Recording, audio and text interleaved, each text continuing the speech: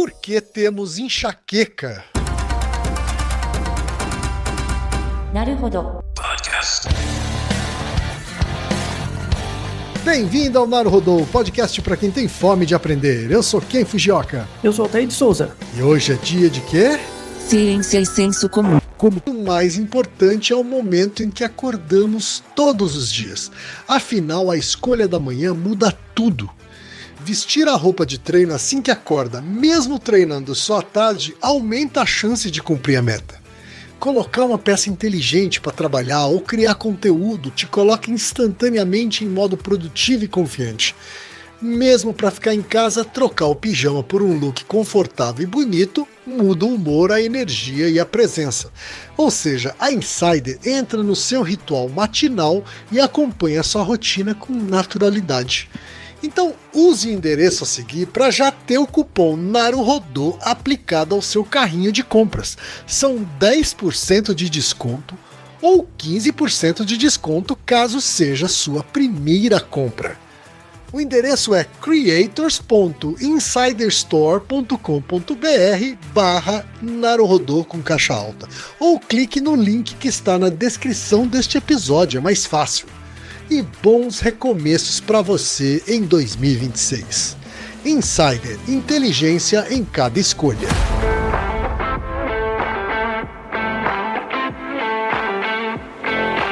Altair, temos perguntas de muitos ouvintes aqui, Altair. Pois é, antes de mais nada, feliz ano novo, Ken? Feliz ano novo todo mundo? Ainda é possível dar feliz ano novo. Então. Mesmo já tendo passado a primeira quinzena de janeiro, porque é o nosso primeiro episódio regular sem ser entrevista, né, Altair? Exatamente. Você não esperava que tivessem tantos e-mails, né, de tantas pessoas sobre enxaqueca, né? Não mesmo. Esse é um episódio que é ligado com um episódio anterior que eu prometi, que era sobre dor de cabeça, que era o 236. Ó, a gente só foi resolver isso no 458, hein? Pois então, eu dou a resposta, você me dá o tempo, tá? mas deu certo. E já vamos começar 2026 com artigos de 2026. Olha lá! Tem artigos que saíram semana passada, já tá aqui já. Então está bem atualizado. O primeiro e-mail veio do Jefferson Ribeiro, que é vigilante, mora em Campina Grande do Sul, região metropolitana de Curitiba. Ô Jefferson, muito obrigado pela sua mensagem. Ele diz o seguinte: como descrito no episódio 236 sobre dor de cabeça, sofro com a dor de cabeça no orgasmo e até fiquei feliz de saber que é algo não relacionado a um câncer ou tumor. Descrevendo o que acontece comigo. Não é todo orgasmo que acabo tendo essa dor de cabeça. O fato só ocorre com 3 ou 4 orgasmos num período de 48 horas. Isso começou com meus 15 anos e as atividades de práticas no chuveiro que todos já fizemos e ainda fazemos. Nos momentos em que isso acontece, sinto uma pontadinha na cabeça, como se fosse na nuca, e continuo o exercício mesmo assim. Afinal, a recompensa é muito boa. O problema é que quando ela vem é exatamente junto com o orgasmo em si, dói como umas batidas dentro da cabeça, igual a enxaqueca que também tenho. Essa dor de cabeça me estraga as próximas 24 horas, pois a sensação que tenho é de que no dia anterior eu tive uma crise de enxaqueca. Atualmente são raros os momentos em que isso acontece, e até mesmo porque casado e já não tão meninão, garantir 3 ou 4 orgasmos em tão pouco tempo já é uma tarefa difícil. Em relação às crises de enxaqueca, as minhas, e eu as chamo como relâmpago, começa com uma dificuldade para ler em fundo branco, não enxergo as letras. Devido à minha profissão, utilizo pouco o computador ou leio em sulfite branco. Dessa forma, só sei que terei a crise quando a aura aparece. Aí é batata. Tenho 30 minutos em média para correr atrás de 2 comprimidos de Neosaldina, o único que ameniza o sofrimento. Assim a crise vem e é suportável, apenas sensível ao som e luz. No dia seguinte, tudo zerado. Agora, quando acordo já em crise ou não tomo a Neusa no tempo certo, a crise vem com tudo. A aura chega a quase impedir a minha visão em um dos olhos, geralmente o esquerdo. A cabeça parece estar com o coração dentro dela e cada batida é uma dor. Espirrar me apavora. Essa dor intensa só passa ao vomitar, geralmente 3 ou 4 vezes e não sei o porquê, mas durante a crise o vômito vem com certeza. Porém, bebendo água após o ato de vomitar, eu vou novamente ao banheiro no período de 15 minutos e só para após o estômago andar. Após isso, a dor se torna suportável e o dia seguinte também será estragado. Ainda não descobri o que causa a crise, apenas o estresse, mas tenho crise sem estar estressado, ou seja, não desejo isso para ninguém. Grato por me acompanharem no trajeto para o serviço durante faxina da casa, trabalhos de jardim e reparos até dos veículos. Espero contribuir com o conhecimento de algo pouco visto, como dito no podcast. Ótimo e-mail, né? Ótimo e-mail do Jefferson. Agora a gente tem e-mail que é anônimo.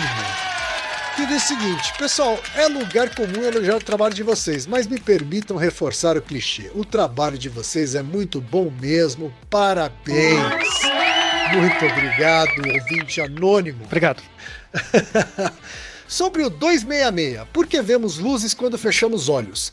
Eu tenho um tipo específico de enxaqueca, a enxaqueca de aura. O que essa coisa faz? Ela faz com que os fosfenos comentados no episódio apareçam no seu campo visual com seus olhos abertos e se sobrepondo às informações visuais, ou seja, o fosfeno vai tomando conta da minha visão. Em algum desses eventos eu tenho que ficar parado para não tropeçar, cair e esbarrar nas pessoas. Como a coisa se inicia? Eu estou trabalhando normalmente usando teclado e monitor. Em algum momento surge um ponto cego no meu campo de visão, normalmente no centro do campo visual, bem onde fica o foco da minha visão. Isso faz com que a coisa para a qual eu foque a atenção desapareça, entre aspas. A tecla que eu vou digitar some, entre aspas, o ponteiro do relógio some, entre aspas, o rosto da pessoa que eu olho some, entre aspas. Com o passar do tempo, o ponto focal passa a ser a origem de uma curva, uma espiral que lembra o padrão em zigue-zague colorido citado no episódio. É difícil de descrever a imagem, mas é como se você estivesse em um túnel com as luzes do fosfeno sendo as paredes desse túnel. Com mais um pouco de tempo, o ponto focal, o centro da visão, começa a se restabelecer e o fosfeno, ou aura, como eu chamava até então, se desloca para a visão periférica novamente, como se eu estivesse lentamente andando pelo túnel e o fosfeno estivesse nas paredes que vão ficando para trás. Um pouco mais de tempo e o efeito desaparece completamente. Por que isso é uma enxaqueca? Na verdade, isso é apenas a aura. Se eu não tomar um remédio preventivo que se segue umas 4 horas depois, é a maior dor de cabeça da história da minha vida. Daquelas de que eu tenho que ir para um hospital e iniciar um tratamento mais forte. Comentei isso com alguns colegas de trabalho e descobri que muitos deles têm esses episódios de vez em quando, mas não comentam muito fora do grupo familiar. Procurei um neurologista, fiz tomografia do cérebro e está tudo normal. O médico me aconselhou a ficar longe de estresse, som alto, luzes fortes. Me passou uma lista de produtos para não consumir que inclui café, chá verde, chocolate, vinho tinto e uma série gigantesca de coisas. Para as mulheres, a lista inclui anticoncepcionais. Bom, é isso. Espero ter fornecido mais informações para o curioso e preocupado Altair. Queimar o fosfato. Estamos há alguns anos fazendo isso. Não é? Temos e-mail também do Daniel Ishigaki, que é de Londrina, e diz o seguinte: 12 anos de convívio com a famigerada dor latejante explosiva, ou enxaqueca. Após idas ao neurologista, tomografia e eletroencefalograma, fui enfim amaldiçoado com o diagnóstico de enxaqueca e nada mais. Buscando mais conhecimento e uma possível ajuda para o meu problema, que parece se manifestar de forma bastante particular em cada pessoa, acabei decepcionado ao fim do livro sobre enxaqueca do Oliver Sacks, que até a publicação da obra nenhum tratamento ou sequer identificação da causa existiam. E para melhorar as minhas esperanças, o doutor escritor faleceu nos últimos anos, acabando com as chances de um pós-fácil esperançoso. Mas enfim, enrolei muito para dizer que hoje mesmo li a edição de dezembro deste ano da revista Super Interessante, na qual não me interesso faz alguns anos, mas que dessa vez continha uma capa que me chamou a atenção: O Fim da Enxaqueca. E na matéria dizia não apenas ter sido descoberta a causa da maldita, mas também um tratamento que já está disponível nos Estados Unidos e que a Anvisa já estaria em processo de aprovação para uma das substâncias aqui no Brasil em breve. Diante do contexto de fake news, sensacionalismo e de como já vimos ao longo dos naruhodôs das distorções de pesquisas dos jornalistas, gostaria de perguntar se é confiável essa informação, pois eu tentei buscar artigos no Google, mas só cai em artigos científicos cheios de cientifiquez. Não consegui entender muito. Um abraço do Daniel. Temos também a mensagem da Mariane Silvestre, que é designer também de Curitiba, Paraná. Estou um pouco atrasada nos episódios, então recentemente ouvi sobre dor de cabeça. Faço parte da porcentagem que sofre de enxaqueca. Vocês falaram sobre a influência dos alimentos sobre as crises. Um tempo atrás eu fiz acompanhamento com uma nutricionista e ela identificou que o meu consumo de leite poderia ser um gatilho por causa das propriedades da proteína. Triste porque não dá nem para substituir pela versão sem lactose. Desde então tenho evitado e sempre parece que quando eu abuso a enxaqueca vem com tudo. É isso mesmo ou é psicológico? Temos também a mensagem da Jussiara Rodrigues, que é estudante de economia e fã do Naruhodô. Diz o seguinte: gostaria de saber o que acontece dentro da nossa cuca quando estamos com enxaqueca. Eu sofro desse mal há muito tempo e a resposta que recebo é que não existe cura. Enfim, sinto muito enjoo, chego a vomitar e preciso ficar no escuro para amenizar a dor. Por que tudo isso acontece? Help me, please! E o e-mail também da Júlia Safadi Lopes, que é engenheira civil de Tanabi, e diz o seguinte: eu gostei muito do episódio de dor de cabeça e fiquei curiosa sobre quando teria o de enxaqueca. Sempre tive esse problema e eu pensava que a alimentação estava relacionada com isso, mas percebi que quando estou de férias, raramente tenho, mesmo comendo mais açúcar e farinha. Então fiquei em dúvida se realmente teria alguma relação. Porque alguns têm e outros não. Tem cura? Uma vez me falaram que não é bom deixar a dor ficar forte demais, pois pode ter alguma complicação, então é bom tomar remédio logo. É verdade isso? Às vezes gosto de esperar um pouco para ver se a dor passa sozinha para não tomar tanto remédio. O e-mail também do Elton Cordeiro, que é funcionário público e mora em Lagedo, Pernambuco.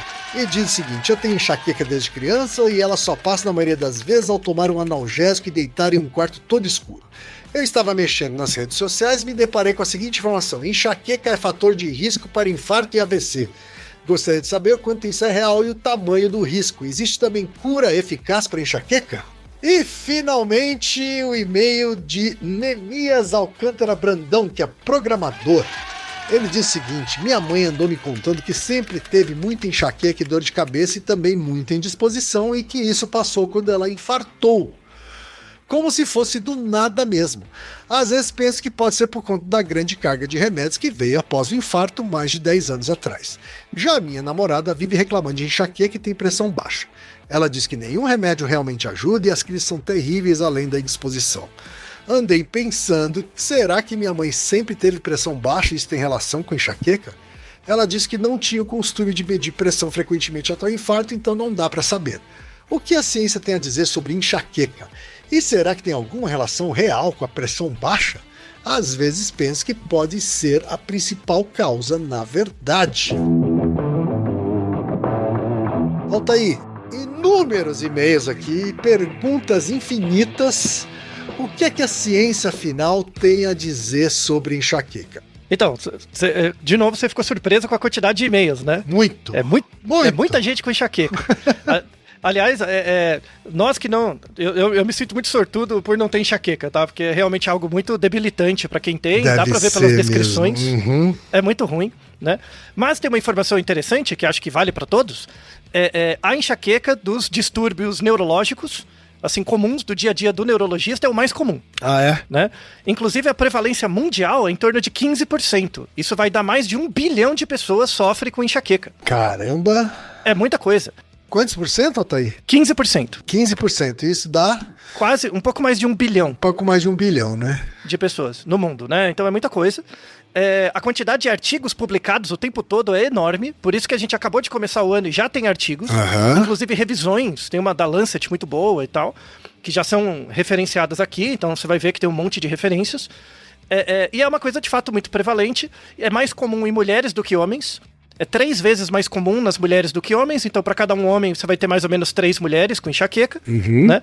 E aí, como esse episódio é ligado ao episódio 236 sobre dor de cabeça, naquele episódio 236 eu contei com a ajuda do Fabiano, né? Do Dr. Fabiano, neurologista, e aí para esse episódio eu pedi também um áudio dele, né? Para falar como que a enxaqueca, mesmo sendo muito comum, aparece na clínica do médico neurologista. E aí eu pedi um áudio para ele, ele gentilmente nos enviou.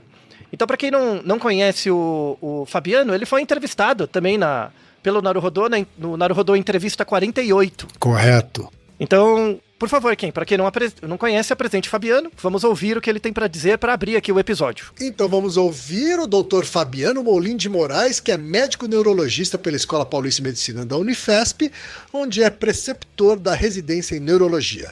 É membro titular da Academia Brasileira de Neurologia, professor da Casa do Saber e especialista em neurologia da cognição e do comportamento. Como Altair falou, participou do Naruhodô Entrevista 48. Então fala, doutor Fabiano. Olá, Altair. Olá, Ken. Olá a todos os ouvintes do podcast mais científico desse Brasil. Falar um pouco de enxaqueca, né? Então, eu trabalho tanto aqui na universidade, na Unifesp, como no consultório particular, e a enxaqueca é das doenças mais importantes para a neurologia, especialmente pela frequência, né, pela prevalência aí de pacientes que têm a doença. É mais comum na população feminina, mas não só. E ela tem várias maneiras de se apresentar, né? A enxaqueca ou migrânia, ela é uma dor, vamos dizer assim, de forma mais simples, explicando, tipicamente pulsátil, então parece que tem um coraçãozinho pulsando, é uma dor que pulsa, que vem de dentro para fora. Pode ser de um lado ou dos dois, pode vir enjoo ou mesmo vômito. Luz incomoda, barulho incomoda, tipicamente o cheiro incomoda. O interessante da enxaqueca é que ela pode vir tanto antes dela, quanto associado com alguns outros sinais, outros sintomas, que a gente chama de aura, né? Então a gente pode ter enxaqueca com e sem aura. A com aura é quando eu tenho as alterações, a mais comum delas visuais, então a gente vê aqueles vagalumes piscando, tem gente que perde parte da visão, tem gente que tem fenômenos mais estranhos, onde você tem uma distorção da visão. A gente chama de síndrome da Alice nos Países das Maravilhas, né? Então, lembrando um pouco do livro mesmo e das distorções relacionadas. Você pode ter alterações de sensibilidade, até de fala, e até cognitiva, e até psiquiátrica. Então, a aura da enxaqueca, ela é bem complexa, ela é bem extensa, ela é bem interessante, e ela tem a ver com uma série de mudanças elétricas no cérebro, bem interessantes, bem ricas, que muita gente estuda para poder entender melhor esse cérebro, essa maquininha fantástica.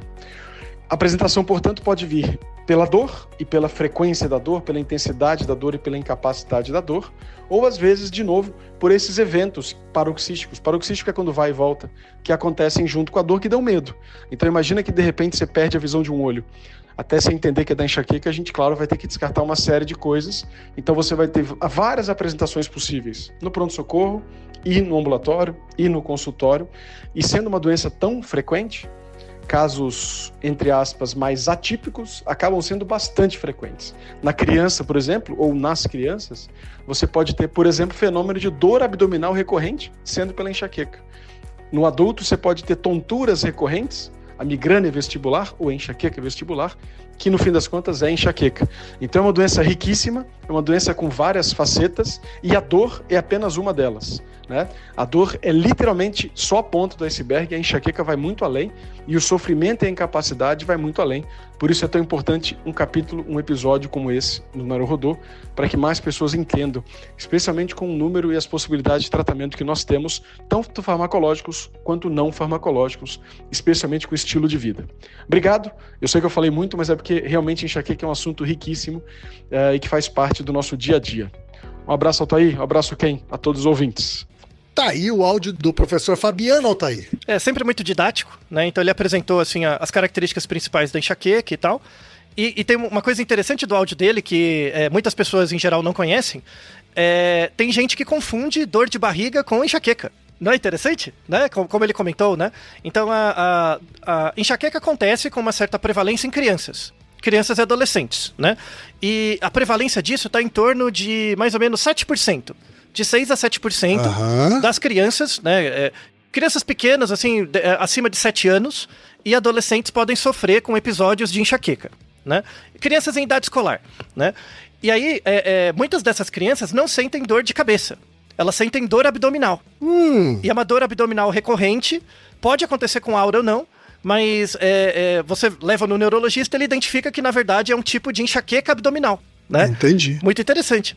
E isso é relacionado, por exemplo, no adulto, como você viu nos comentários dos ouvintes, que muitos adultos têm a dor por causa da enxaqueca e dá vontade de vomitar. Na criança pequena, dá esse desconforto, esse vômito, mas sem a dor de cabeça. Certo. E essa fobia de luz, assim, também é uma coisa comum, assim? É bem comum, assim, é muito prevalente, 90% dos casos você tem uma hipersensibilidade ou à luz, ou ao som, ou a cheiro. Ah, tá. Então, na verdade, a enxaqueca, ela tem 3 fases. Ela tem uma fase pródroma, que é, tipo, aí acontece a enxaqueca com aura ou sem aura. A aura é quando você tem a visualização de padrões mesmo. E esses padrões podem ser visuais, podem ser auditivos. Às vezes você ouve alguns tipos de som, mas é bem mais comum visual. Como por exemplo, o nosso primeiro ouvinte, o Jefferson, descreveu. Tem também o nosso ouvinte que não quis se identificar também descreveu, que é ver luzes. Às vezes você não enxerga direito padrões, coisas do tipo. Isso é o que é determinado de aura, que o Fabiano descreveu como a síndrome da Alice no País das Maravilhas. Porque tem várias cenas no filme que você distorce a realidade, né? Tem cenas de distorção, tá? Então isso é muito comum. Inclusive tem um artigo muito interessante que muitos artistas, pintores, escultores, sofriam com enxaqueca crônica. Um deles, por exemplo, era o Van Gogh. Né? Van Gogh sofria com um monte de problemas, tá? Ele tinha vários problemas mentais, coitado. Mas um deles era enxaqueca, né?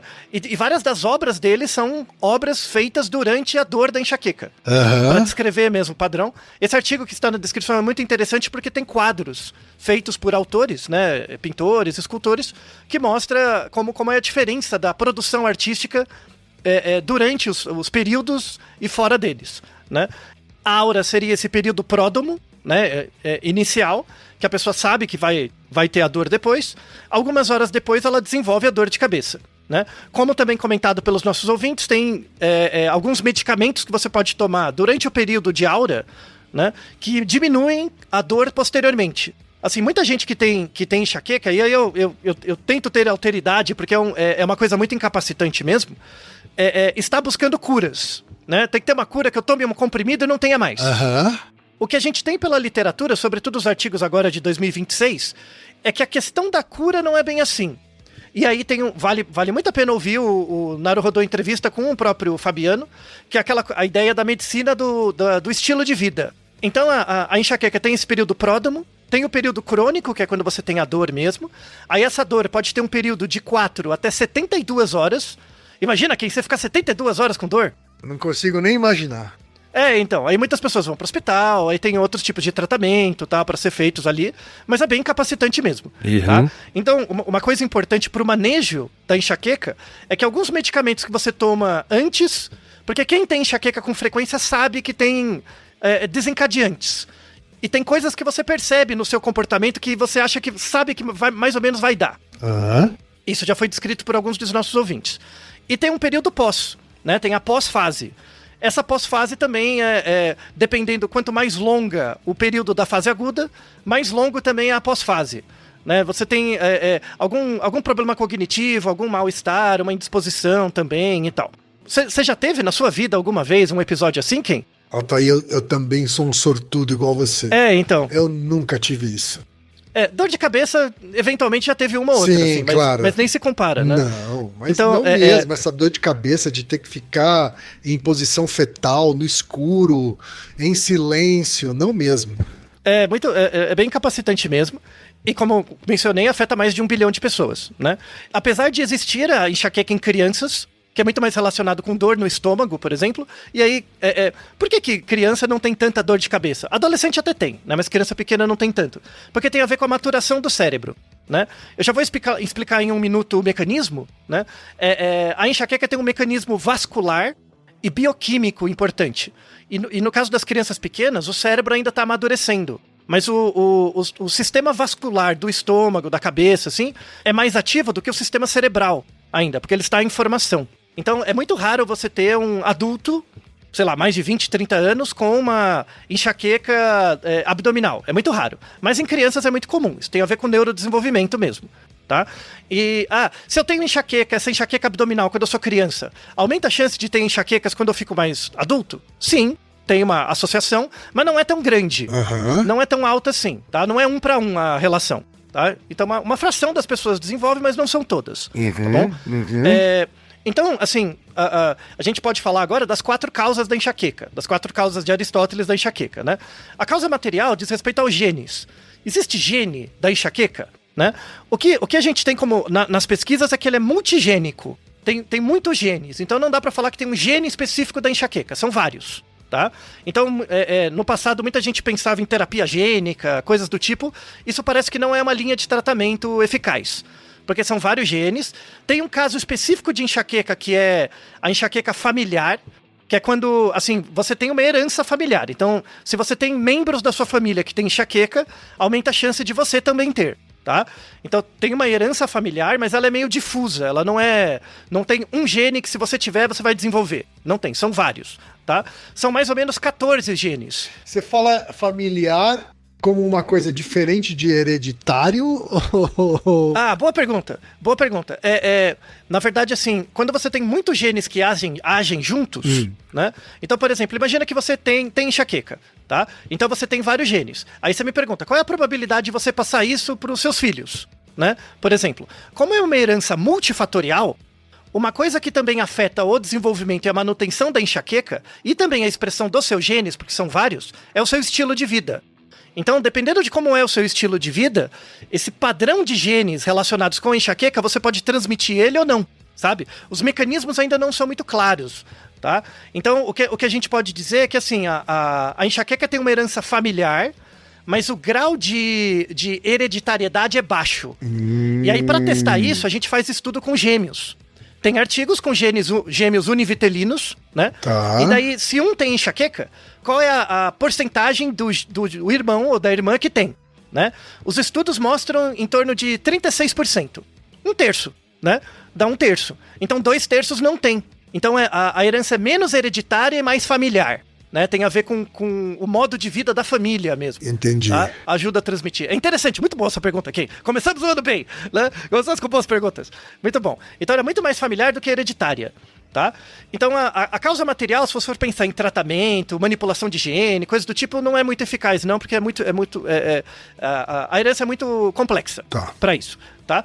Aí, pensando na causa formal, né? Como que é o mecanismo da enxaqueca? Tem muitos estudos sobre isso e tal, mas ainda tem algumas lacunas em aberto. Mas a enxaqueca é um fenômeno vascular, que tem a ver com os vasos e artérias do corpo, e também com sinalização bioquímica. Tá? Eu vou tentar simplificar, claro, para ficar mais fácil, mas você tem vários nervos na sua cabeça, né? Que são os nervos cranianos que partem do cérebro e vai para todo o corpo. Tá? Um dos maiores nervos mais importantes que a gente tem na cabeça é o nervo trigêmeo, que gera a dor do nervo trigêmeo, que é uma das piores possíveis. Né? O nervo trigêmeo é localizado nos lados da cabeça, e aí são estruturas, né? São nervos localizados dos dois lados da cabeça, e eles são irrigados por veias, né? Veias e artérias. Tudo bem.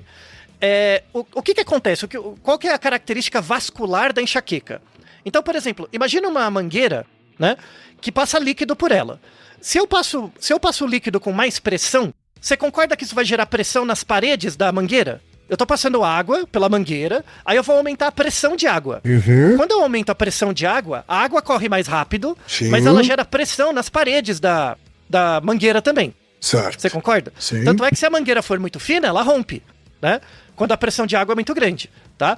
Então, uma ideia vascular da enxaqueca é essa. É uma questão vascular. Porque o que acontece? Você tem as veias e artérias do cérebro, né? E você tem o cérebro em si, e você tem as veias que alimentam o cérebro, e essas veias não ficam dentro do cérebro especificamente. A gente tem as meninges, que são camadas que envolvem o cérebro. Então, entre o crânio e o cérebro, você tem meninges, você tem camadas, que basicamente são 3, que é a dura mater, a pia mater e a aracnoide. Né? Essas camadas que recobrem o cérebro é por onde passam boa parte dos vasos sanguíneos que irrigam o cérebro. Não tem contato direto com o cérebro, ele passa por essas meninges. Tá? E aí, a dura mater, né, que é uma dessas camadas, é a que ela tem algumas dessas veias passam por ali, e é onde está localizado os receptores de dor. Então imagina, essa mangueira, imagina que ela tem vários receptores do lado dela, em torno dessa mangueira, e são receptores de pressão. Tá? Então imagina, quando a água dentro da mangueira passa com uma certa força, isso dilata as paredes da mangueira, e aí você tem um sensor de pressão do lado de fora da mangueira. Tá? Então quando esse sensor é ativado, dá uma sensação de que está passando mais água pela mangueira e está tendo mais pressão de água. Concorda? Sim. Então isso é tipo um sensor de pressão mesmo. tá? Esses sensores de pressão que a gente tem no cérebro, nas veias do cérebro, sobretudo nas veias que irrigam os neurônios os neurônios não, os nervos do nervo trigêmeo, né? Esses receptores, esses sensores, eles são sensores de pressão que são sinalizadores de dor. Então, por exemplo, imagina que eu coloco um sensor numa mangueira e toda vez que a pressão passa por um certo grau, ele apita. Tá. Ele apita, faz pi, pi, pi, ele apita. Tá? Só que esse sensor, em vez de apitar, ele manda uma sinalização de dor. Entende? Então, você tem um caráter vascular da enxaqueca, e aí tem um artigo do ano passado que é muito interessante, que ele coloca que uma causa formal da enxaqueca é uma hipótese que ele chama a hipótese do limiar, que é como se fosse um sensor mesmo. Quando a pressão da sua cabeça, né, passa de uma certa quantidade, de um certo limiar, esse sensor começa a apitar. E o que é apitar? É mandar sinalização de dor, sabe? Para o nervo trigêmeo. E aí o que acontece?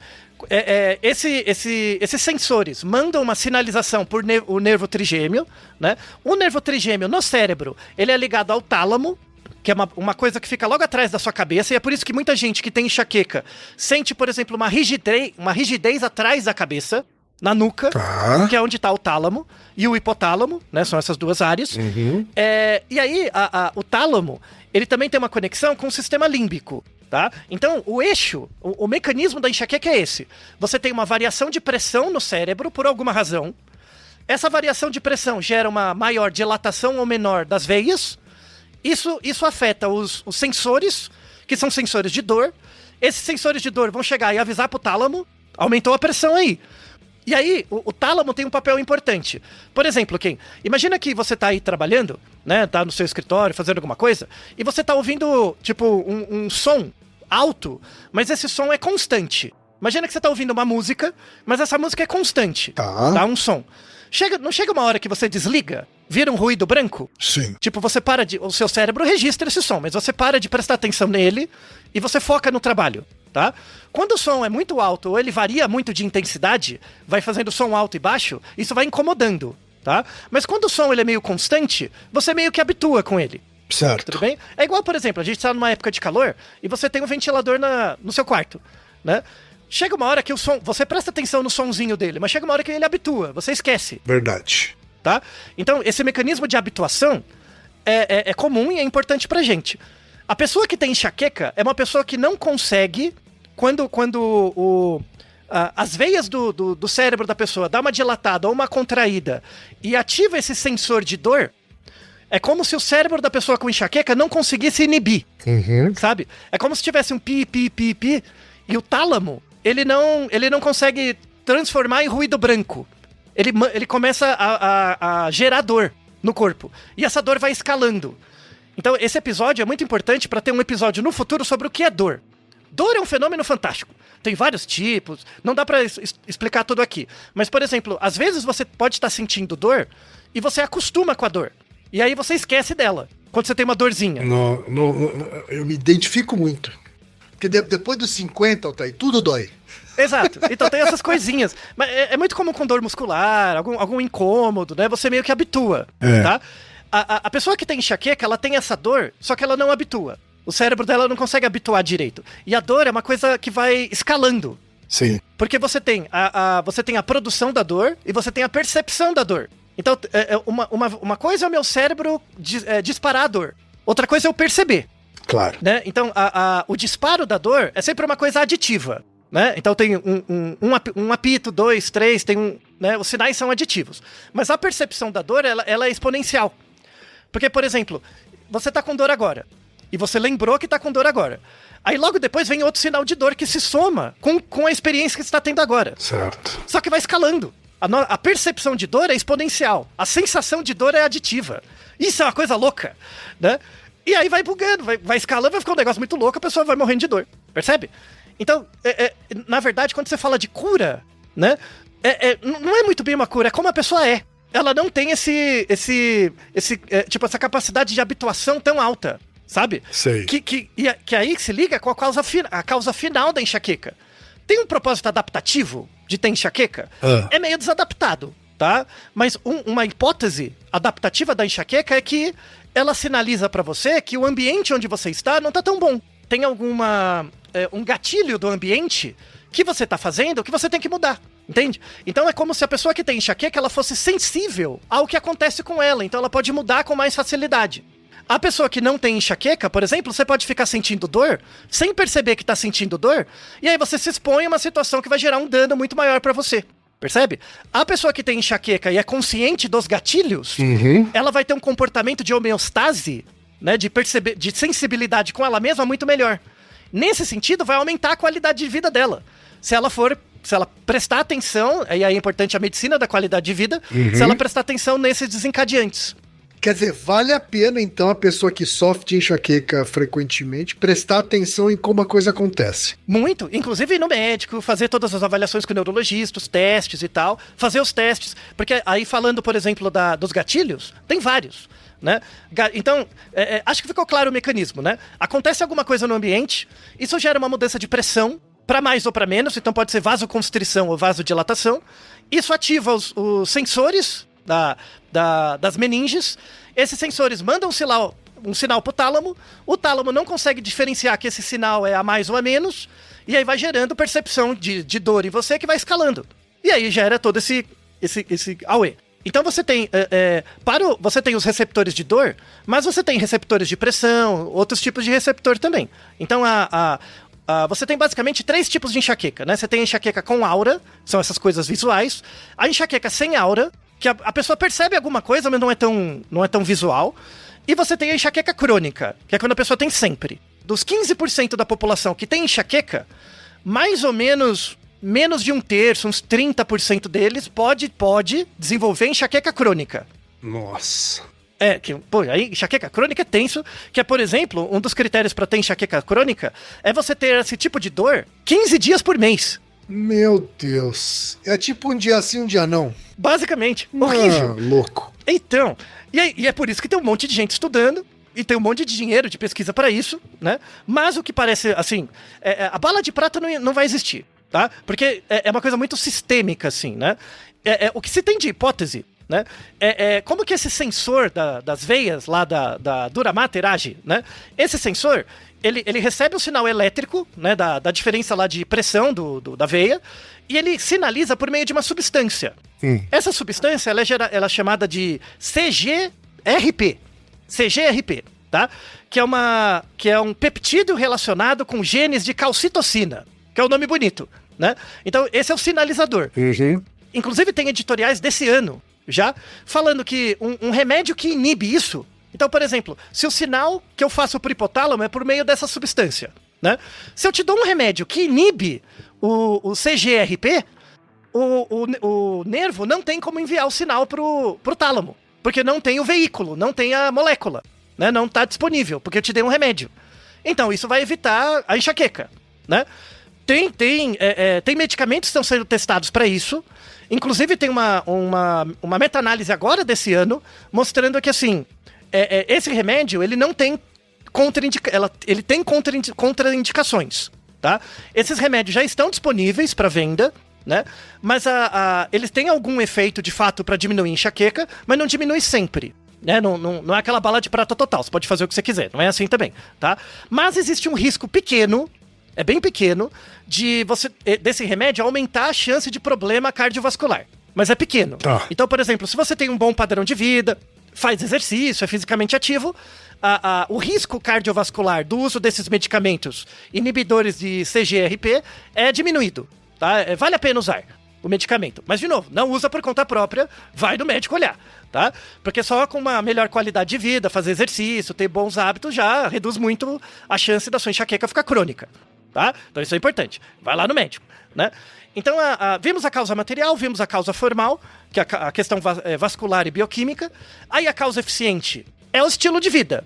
O estilo de vida da pessoa, né? E aí a gente entra nessa coisa da medicina do estilo de vida. Então, quais são os principais gatilhos para a enxaqueca?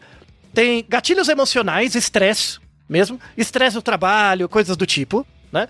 Nutrição, então você tem alimentos que geram uma maior probabilidade de enxaqueca, a saber, café, chocolate, queijo, nuts, em geral, amêndoa, castanha do caju, essas coisas, frutas cítricas, glutamato, que é aquele salzinho, né, tipo a Ajinomoto, aspartame, por exemplo. Tipo, tudo de legal, né, basicamente. Né? Caramba! Vinho também, né? E aí parece que a principal... no caso do café, a cafeína, né? Então, estimulantes aumentam também um pouco pode dar mudanças de pressão no cérebro, né? Então a ideia, assim, não é tomar um bule de café e também não é não tomar café, toma um pouquinho, né? Cada um, né? Homeostase, né? Tem uma substância chamada tiramina. Tiramina. Ela é um componente da tirosina, que é um aminoácido importante, assim. A tiramina é presente no chocolate, no queijo, no vinho, em várias coisas, né? Parece que essa substância é uma relacionada com esse aumento da enxaqueca. Então tem muitas indústrias, por exemplo, tentando fabricar produtos sem tiramina, né? Tá. Então tem toda essa gama de trabalhos sendo feitos também para mostrar isso. Outra coisa muito importante como gatilho de enxaqueca, problema de sono. Se você dorme em horários errados, hoje você dorme 8 da noite, no outro dia você dorme 4 da manhã, né? Ou tem insônia, dorme mal, aumenta a chance de ter enxaqueca também. Isso é um gatilho para enxaqueca. Então você fazer uma boa higiene do sono, já melhora. Você prestar atenção no que você come, já melhora. Questão de hormônio, né? Por que você tem mais mulher do que homem com enxaqueca? Principalmente por causa do ciclo hormonal, do ciclo menstrual feminino. Principalmente por causa da redução do estrógeno, que é o hormônio feminino, que os homens também têm, mas numa quantidade menor. A redução do estrógeno acontece logo no período pré-menstrual e um pouco depois da menstruação, que é onde as mulheres, em geral, têm mais enxaqueca, né? Aí você vai me perguntar, quando a mulher entra na menopausa, diminui a incidência de enxaqueca? Diminui. A gente tem um naruhodo sobre como funciona a menopausa, que aí mostra que o nível de estrógeno se torna mais constante e aí diminui bastante a enxaqueca, né? Certo. O pico durante a idade, o pico de momentos de enxaqueca começa depois dos 30, 35 anos e depois dos 50 diminui. Uhum. Tá? Então entre 30 e 50 anos é quando você tem mais eventos, depois dos 50 vai diminuindo, né? Tá. E aí tem muito a ver com esse gatilho hormonal. Sim. Né? Então quem tem muita variabilidade de hormônio tem também. Quer dizer, geralmente, então a enxaqueca vai embora na mulher com a chegada da menopausa, é isso? Vai, diminui bem. Na perimenopausa tem um aumentinho, né? Mas depois diminui. Tá? Pelo menos uma vantagem, né? Então, pelo menos uma isso. vantagem para chegar a uma outra... Outros problemas. Outro fator, né? Aumenta risco cardiovascular, fica igual homem, mas enfim, né? E aí, voltando a um detalhe que eu tinha esquecido, desses CGRPs, né, que são esses sinalizadores de dor que chegam no tálamo, né, que o nervo trigêmeo produz ali e tal, você tem outras substâncias também, que são esses sinalizadores, né? Um deles é o óxido nítrico, e o outro é uma substância chamada PACAPS, né? Que são esses tipos sinalizadores de dor. Tá? O que acontece? Por que eu falei deles? Porque tem o óxido nítrico, né? O óxido nítrico é usado em várias funções. Uma delas é para vasodilatação, né? E vasoconstrição. Tem esse papel, o óxido nítrico. Sabe onde é presente o óxido nítrico? Ok? Isso tem a ver com o nosso primeiro e-mail do nosso amigo Jefferson, né? No famoso Tadala, né? Para dar Tadalafila e Sildenafila, né? Que é para fazer o pequeno polegar funcionar, né? Sim. E aí eu consigo justificar agora o nosso amigo, que ali, depois de 3 ou 4 orgasmos em 48 horas, o que acontece? Seu óxido nítrico está estralando. E é por isso que gente que toma o Tadala tem dor de cabeça. Também. Está explicado agora, né? E aí vem uma pergunta importante. Será que gente que toma Tadala com frequência e tem dor de cabeça, porque é uma contraindicação em alguns casos, uma fração das pessoas, tem mais chance de desenvolver enxaqueca? Então, por exemplo, você toma Tadalafila, eu também. Eu não tenho enxaqueca, eu não tenho dor de cabeça tomando, mas você tem. Será que aumenta a chance de você desenvolver enxaqueca? Não se sabe. Não temos hipóteses. Precisamos de mais trabalho sobre isso. Tá? Não se sabe. Mas o povo fica tomando a granel o negócio, né? Então é complicado. Tá? Então fica a dica, está explicado o mecanismo do nosso amigo aqui, né? A gente fala que tem certos tipos de dor de cabeça que são gerados por causa do orgasmo, logo depois do orgasmo, em algumas pessoas gera dor de cabeça, tem a ver com o óxido nítrico e tem a ver também com o Tadala, tá? O Tadalafila e o Sildenafila. Muito bem. É muito interessante, não é, Ken? Esse mecanismo formidável, né? Então, e aí, indo agora para o final do episódio, né? A gente pode falar um pouco mais dos medicamentos em si, né? Assim, imagina, por exemplo, você está nesse período inicial da enxaqueca, né? Então, você tem essa aura. Tem pessoas que têm aura, tem pessoas que não têm. Sim. A relação que acho que um ouvinte nosso fez entre enxaqueca e risco de AVC, tá? Existe uma relação entre você ter enxaqueca e o maior risco de AVC, mas isso quando você tem enxaqueca mais tarde na vida. Então, por exemplo, você nunca teve enxaqueca? Nunca. Aí agora, depois dos 50, você começa a ter, né? Tá. Aí, essa é uma enxaqueca mais perigosa, entendeu? A enxaqueca, quando acontece muito tarde, ou ela é muito aguda, né? Aí pode estar relacionado com uma outra coisa neurológica. Um distúrbio, um AVC, um distúrbio cardiovascular, aí tem que olhar mesmo. Se você que nunca teve histórico, de repente tem que olhar rápido. Tá? Isso é importante. Agora, a pessoa que já era adolescente, começou a ter, é uma coisa mais assim, durante a vida da pessoa, a chance de ter AVC é mais baixa, assim, não tem muita essa associação, mas tem um risco um pouquinho maior nas pessoas que têm aura. Então, se você compara gente que tem enxaqueca com aura e enxaqueca sem aura, quem tem aura tem um pouquinho a mais de risco cardiovascular, mas não é muito a mais do que a população geral, tá? É na ordem de 2% a mais que a população geral. Então, não é risco, não é razão para você ficar desesperado. Também, vou morrer. Não, vai, mas não por isso, tá? Então, e daí a gente volta na questão do gatilho, né? Se você cuidar um pouco mais do seu padrão de vida, a questão emocional, por exemplo. Então, pessoas, por exemplo, às vezes têm crise de enxaqueca porque tem estresse. Estresse no trabalho, estresse por algumas razões. Uma coisa muito efetiva para tratar, né, a enxaqueca é terapia, porque mexe nesse gatilho do estresse.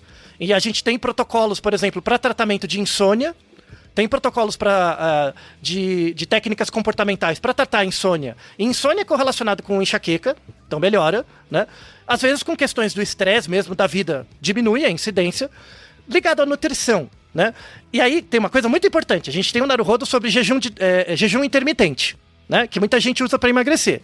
Existe uma associação alta entre fazer jejum e enxaqueca, tá? Por quê? Porque você muda muito o padrão de consumo do corpo, e aí aumenta muito catecolamina, substâncias que mudam a pressão do cérebro e dá desencadeante, tá? Então você faz dieta baseada em jejum e tem enxaqueca, vai aumentar a enxaqueca. Não faça, tá? Além do jejum intermitente não funcionar como dieta, vai aumentar a sua enxaqueca. Come direito, entendeu? Come mais porcionadinho e tal. Então, por exemplo, tem um trabalho muito interessante. Pessoas com muita seletividade alimentar, né? Em geral, comem em períodos mais longos. Comem tudo de uma vez e depois ficam um tempão sem comer, né? Tem esses jejuns, assim. Aumenta a chance de enxaqueca, se a pessoa tem predisposição, sabe? Então, o ideal é a pessoa comer em quantidades semelhantes ao longo do dia, ter uma refeição mais equilibrada, por exemplo, né? Em vez de tomar 1 litro de café, toma só uma xícara. Em vez de comer um chocolate inteiro, come só um tabletinho, sabe? Tudo isso, né? Tem até uma ouvinte que comentou que quando abusa, aí a dor vem com certeza, claro, né? Daí a importância da medicina do estilo de vida. Em relação aos hormônios, tem pessoas que tomam anticoncepcional e aumenta a enxaqueca, mas tem pessoas que tomam anticoncepcional e diminui a enxaqueca, porque ela oscila muito. Então, existe associação entre enxaqueca e anticoncepcional? Sim. Mas para algumas pessoas é bom, para outras é ruim. Ah, mas como é que eu sei? Vai no médico, faz o exame de sangue, vê a variação lá dos hormônios, ele vai saber indicar para você se vale a pena tomar ou não. Tá? Então tem casos de pessoas que é bom, tem casos que é ruim. Eu que não vou fazer esse trabalho. Vai lá no médico, faz o exame, tá? Isso é importante. Uma outra coisa ligada ao aquecimento global. Aliás, existe relação entre enxaqueca e clima. Mudanças abruptas de clima. Por quê? Porque muda a pressão do ambiente. Quando muda a pressão do ambiente, muda a pressão do seu corpo em relação ao ambiente. Claro, né? Porque você troca ali. Aumenta a chance de enxaqueca também. Tem o trabalho desse ano, né? Mostrando que variações bruscas, não de umidade, mas de barometria, né? Sabe, quando está muito calor, vem a frente fria, essas mudanças, aumenta também a incidência de enxaqueca nas pessoas. Veja o aquecimento global. Tá aumentando também, percebe? Então, né, temos que lutar por políticas públicas que melhorem isso, né? E outra coisa importante é exercício, atividade física, né? A atividade física é muito importante para tudo, né? Para reduzir a incidência de enxaqueca, mas as pessoas que têm enxaqueca com frequência têm que tomar cuidado com overtraining, treinar demais, sabe? Passar do ponto. Então, se você treina demais, é muito rato de academia, pode aumentar também a incidência de enxaqueca, tá? Então, veja, a causa formal da enxaqueca é os nossos hábitos de vida, né? Então, de novo, nem eu nem você, a gente tem enxaqueca. A gente não tem. Então, a gente pode, entre aspas, abusar do nosso corpo e colher frutos desse uso inadequado do nosso corpo, porque a gente não tem sinalizadores adequados. A pessoa que tem enxaqueca, por exemplo, se ela tem uma boa gestão dos gatilhos, o resultado disso, ela vai ter uma qualidade de vida melhor que a gente. E aí, e essa é a causa final adaptativa. Aumenta a longevidade. A gente não tem trabalhos determinantes sobre isso ainda, tá? Mas conheço pessoas que estão fazendo isso. Pessoas que adotam um estilo de vida mais saudável no sentido da homeostase, né? De prestar atenção mais no próprio comportamento, prestar atenção no que come, como dorme, né? Sem um cuidado excessivo. Mas pessoas que têm hábitos mais constantes, né? Mantêm a sua homeostase, você tem uma redução da enxaqueca e você tem um aumento da qualidade de vida, a pessoa vive mais, né? Percebe que é um problema, né? A pessoa sofre muito com a dor, mas você pode transformar isso como uma skill, como uma habilidade também. Isso tem muito a ver com a capa do nosso episódio, brilhantemente feita pelo Felipe, né? Que é a Jean Grey. A Jean Grey do X-Men, né? Aí uma curiosidade nerd. E olha que eu não sou nerd, mas essa curiosidade é interessante, né? Assim, nerd eu não fico seguindo muito quadrinho, essas coisas eu não... Desculpa, tá, jovem nerd, mas eu não sei, tá? Eu estudo mesmo. Mas enfim, a Jean Grey, né? Ela é uma personagem que tem poderes de telecinese, de telepatia, de ler a mente dos outros e tal. É uma dos X-Men, né? E se você observa a maneira como ela usa os poderes dela, ela foi inspirada muito em pacientes com enxaqueca. Porque ela sente dor, ela sofre depois, né? Ela tem pós-efeitos depois de usar os poderes dela, né? Então, é uma representação de uma paciente com enxaqueca. Só que transforma isso numa skill, né? É muito interessante. Pessoas que têm enxaqueca, se começar a observar os desenhos que aparece a Jean Grey, né? A Fênix, lá do X-Men, vai perceber que muitas similaridades, né? Ela não chega a ter as auras, mas ela tem visões, coisas do tipo. É bem interessante, tá? Então, você pode considerar a sua enxaqueca como um superpoder. Nesse sentido do seu corpo, ajudar você a monitorar os gatilhos que geram uma disrupção da qualidade de vida dele mesmo. Certo. E nesse sentido gera uma autoproteção do seu próprio organismo. Você vive mais e melhor. Claro que para virar superpoder, a pessoa precisa estar disposta a fazer todo esse processo. Exatamente. Que você falou, né? De autoconhecimento sobre a própria patologia. Exatamente. Assim. E aí a gente entra no nosso Naruhodo, né? Se subir escadas reduz problemas psiquiátricos. Que é aquela coisa, o objetivo não é achar uma cura para ser feliz. O objetivo é achar o equilíbrio e o resultado de você encontrar e evitar os gatilhos que geram as coisas vai te gerar satisfação de entender a você mesmo e aí a consequência você vai ter menos eventos. Entende? Então a ideia não é se curar dos eventos. A ideia é viver apesar deles e usar eles como guias do seu comportamento. Mesmo. É muito interessante. E quando a gente fala da medicina da qualidade de vida, é levar isso em conta, né? Então, você pensar que a enxaqueca ela tem uma cura, que é apertar um botão, isso não vai ter mesmo. Porque é a maneira como o seu cérebro funciona, como você funciona. É tipo negar uma parte de si mesmo, sabe? Você pode encarar isso com um pouco mais de naturalidade, no sentido de que seu corpo te informa muito melhor do que os outros, do que o nosso, por exemplo, que tem coisas que não estão bem, né? Então, por exemplo, quanto tempo você levou pra perceber que você estava hipertenso, por exemplo, Ken? Puxa, passou um monte de problema até perceber que estava hipertenso e tal, não é? Sim. Com certeza. Você passou uns perrengues, uns perigos que você nem percebia. Nesse sentido, essas pessoas têm uma intuição. Tem um sentido mais intuitivo do próprio corpo. Se elas usarem esse poder a favor delas mesmas, né? Não é interessante, Kay? Tá vendo? Muito. Passamos lá por criança, dor de barriga, Tadalafila, né? Tudo. Pra chegar. Então, Não, mas pela quantidade de e-mails que a gente recebeu e reclamações diferentes, né, assim, das pessoas, tava na cara que ia ser um episódio interessante. E que do 200 e pouco até o 400 me deu um puta trabalho também ficar juntando isso, né? Eu li bastante coisa. E aí, falando assim, tem tratamentos, né? Você tem os medicamentos que durante o período, mesmo as pessoas que não têm aura, né? Elas sabem, ela tem pistas, assim, às vezes dá uma pista cognitiva, a pessoa, tipo, tem problema de fala um pouquinho, ou ela tem formigamento, né? A pessoa que tem enxaqueca com frequência, ela sabe, tipo, vai ter, né? Ou ela sabe qual é o gatilho. Puta, é queijo, eu comi um montão de queijo, então sabe que vai ter, né? Então você tem medicamentos que a pessoa pode tomar durante esse período inicial, antes de começar a dor, que diminuem a dor depois, né? Tá. Que são os medicamentos chamados AINES, que são os anti-inflamatórios não esteroides. Um deles é o ibuprofeno, ou AS, ácido acetil salicílico, que é mais comum. Esses são comuns, né? Que paracetamol, dá pra tomar, né? Tem uns outros medicamentos que são os triptanos, que é um outro medicamento para dor também, né? E tem os inibidores do CGPR, que têm uma eficácia um pouco maior, mas eles ainda estão em teste, tá? Mas eles são paliativos. Tipo, eles diminuem a dor pós, mas não evita. Sabe, evitar mesmo é você descobrir os seus gatilhos e começar a trabalhar com eles. Sim. Terapia ajuda bastante por causa do estresse. E você tem um mecanismo de biofeedback. Biofeedback é eu estimulo você percebe o estímulo e retorna algo. Né? Então você tem bioestimulação neural, por exemplo. Tem, para algumas pessoas pode ajudar. Né? Que é meio fazer o seu cérebro treinar os receptores de dor um pouquinho mais. O que é uma bioestimulação neural?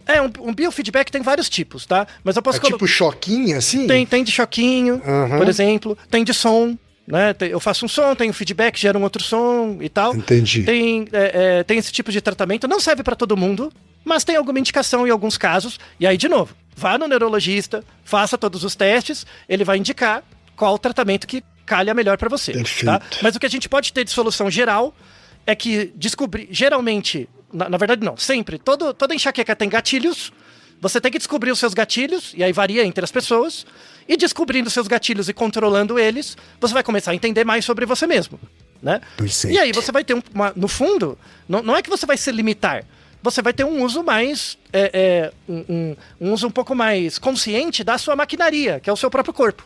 Isso vai aumentar a qualidade do seu corpo, você vai viver mais. Né? E vai viver melhor. Você vai entender coisas de você que normalmente as pessoas que não têm esses alarmes não notam. Elas naturalizam. Né? Então, por exemplo, a gente não tem enxaqueca, a gente naturaliza, por exemplo, passar o dia em lugares muito barulhentos. A gente tem o Naruhodo sobre ruídos. Sim. Como a gente habitua, nossa cabeça habitua com os ruídos, a gente começa a lesar o nosso ouvido porque ouve ou fica em ambientes barulhentos demais. A pessoa que tem sensibilidade a som, ela evita isso. Então ela preserva melhor a audição dela. Percebe? Ela tá evitando a enxaqueca, mas ela também tá preservando melhor o corpo dela. A gente tá gastando os nossos recursos mais. Entende? Então, não tem trabalhos ainda conclusivos sobre isso, mas uma hipótese que pessoas que fazem um bom manejo dos seus gatilhos e da enxaqueca, pode ser que eles tenham uma sobrevida maior, exatamente por uma medicina da qualidade de vida mais adequada. Então, você pode ser uma Jean Grey, entendeu? Que lê o comportamento dos outros e o seu melhor, e aí você vira um poder mutante. Veja só que beleza. Quem sabe, não é? Quem sabe. Então, e aí, fechando o episódio, ó, tem mais um episódio dessa trinca que eu tô devendo, que vai dar um trabalho também. Eu vou dar a resposta, mas não sei o tempo. Que é o episódio sobre fibromialgia. Que tem a mesma quantidade de e-mails. Tem um monte de gente que mandou. Eu prometo falar desse episódio, mas não sei quando, tá? Quem quiser, tiver curiosidade, quiser mandar seus relatos, pode mandar no e-mail também, né? E vai ter, isso é importante, vai ter um episódio que eu considero muito importante também, que é um sobre dor, em geral, que é um fenômeno fantástico. Certo. Também de produção do nosso corpo, falaremos sobre isso no futuro. Gostou, Ken? Apesar de você não ter enxaqueca, acho que foi informativo, né? Mas muito. E conheço muita gente que tem, viu? Então, a ideia agora você pode ter uma conversa de bar mais informativa. Com a pessoa, em vez de ficar falando do Big Brother, você pode falar agora sobre enxaqueca. As 4 causas da enxaqueca. Tá certo, então, tá aí. E Naruhodo, ilustríssimo ouvinte! E você já sabe, aqui no Naruhodo, quem faz a pauta é você. Você tem alguma pergunta pra gente ou quer comentar algum episódio? Escreva pra nós. podcast@naruhodo.com.br. Repetindo? podcast@naruhodo.com.br. E lembre-se, mande nome completo, idade, profissão e a cidade de onde você está falando. É isso aí. Naruhodo. Esse podcast é apresentado por b9.com.br.